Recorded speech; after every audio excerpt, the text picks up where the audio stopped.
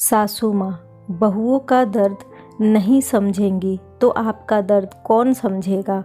दो दो बहुएं हैं, बेटे पोते पोतियों से भरा घर है, पर मुझसे 2 घड़ी बात करने वाला कोई नहीं है। नर्स और आया आती है, काम करके चली जाती है। मैं मशीन नहीं हूँ, कोई मुझसे सहानुभूति के शब्द नहीं बोलता। मेरा दिल नहीं चाहता कि मैं भी सबके साथ हंसूं बोलूं। कहते कहते अनुराधा जी रो पड़ी। चुप हो जाओ, इन सब की जिम्मेवार तुम खुद ही हो। तुमने किसे अपने दिल के करीब आने दिया। याद है, बेचारी बहुएं गलती से बीमार पड़ जाती थी तो तुम कैसा बर्ताव करती थी। किसी को कुछ हुआ नहीं कि तेरे तानों की बरसात शुरू हो जाती थी। तुम ही बहुओं को कहने वाली थी ना कि तेरे मायके वालों ने बीमार बहुएं थमा दी। जब आई थी तब सब कितनी अच्छी थी, पर शरीर तो सबका है, वो बीमार हो ही सकती हैं। तुमने आज तक किसी का दर्द समझा जो आज उम्मीद कर रही हो कि तेरा दर्द कोई समझे। और तो और छोटी बहू के बेटे के जन्म के समय जब सिजेरियन की बात आई, तब पैसों के लिए तुमने बहू की माँ की कितनी बेइज्जती की। बेचारी बच्चे को देखे बिना चली गई, जबकि तुम्हें अच्छे से पता था कि वो इतने खर्च करने के लायक नहीं है। पति अशोक जी की बातें सुनकर अनुराधा बोली, सच कहते हैं ये मेरे कर्मों का ही फल है।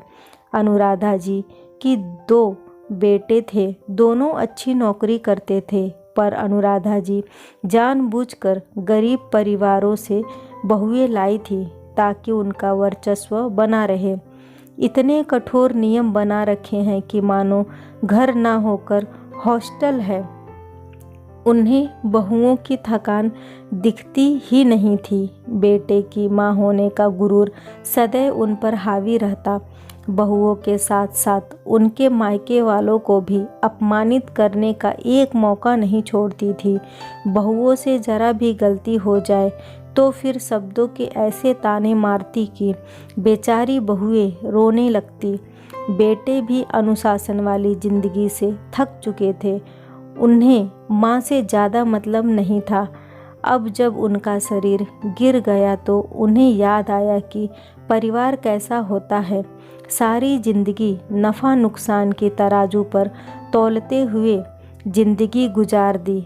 अब उन्हें दोनों बहुओं का दर्द समझ में आया।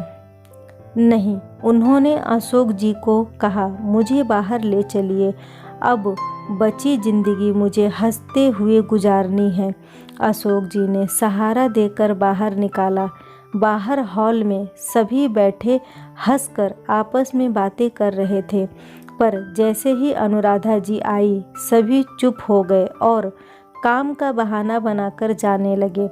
तभी अशोक जी बोले, रुक जाओ भाई, हमें भी तो अपनी पार्टी में शामिल कर लो। सभी शांत थे। अनुराधा जी ने अशोक जी को देखा। अशोक जी ने धीरे से कहा, थोड़ा समय लगेगा पर ठीक हो जाएगा, क्योंकि तुमने रिश्तों में बहुत सी गांठ लगाई है, खुलने में वक्त लगेगा। बहुएं बेटे पोते पोतियाँ सभी दिल के अच्छे हैं, पर प्यार बांटो तब तो प्यार पाओगी। चलो, बीमार रहने पर ये समझ तो आया, रिश्तों में प्यार होना चाहिए, नफ़ा नुकसान देखने पर रिश्ते नहीं चलते। कैसी लगी ये छोटी सी कहानी मुझे कमेंट करके ज़रूर बताइएगा। वीडियो को लाइक और शेयर करना न भूलें। चैनल पे पहली बार आए हैं तो इसे सब्सक्राइब ज़रूर करें। कहानी सुनने के लिए आपका बहुत बहुत धन्यवाद।